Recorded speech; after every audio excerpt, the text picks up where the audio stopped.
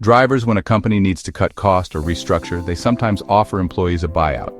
A buyout is typically a lump sum of money or a severance package offered to employees in exchange for voluntarily leaving their job.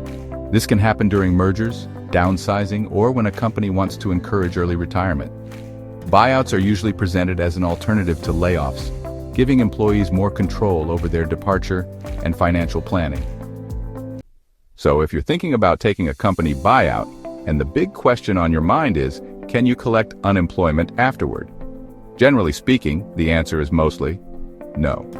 Why, you ask? Because a buyout is typically considered a voluntary resignation, and unemployment insurance is usually reserved for those who lose their jobs through no fault of their own, like layoffs. If you voluntarily leave your job, a lot of state unemployment offices are going to say, sorry, no can do. But there are exceptions. Some states would allow you to collect unemployment if you accepted the buyout to dodge an impending layoff, and you can prove there was pressure to leave, not just a choice you made on a whim. This is handled on a case-by-case basis, so it's crucial to check your state's rules. Here's what you should do. First, contact your state unemployment office. They will have all the information you will need pertaining to eligibility in your situation. Next, take a good look at that buyout agreement. Understand every word. If you're part of a union, consult your representative. They can be a great resource.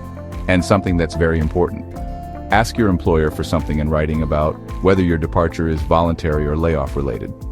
It could make a big difference. So, never assume you're eligible for unemployment after taking a buyout. I can't say this enough. Double check before you sign anything. It's your future we're talking about here. So be in the know and make informed decisions. I am really pushing this because 2 drivers asked me today about taking the buyout and its long-term ramifications.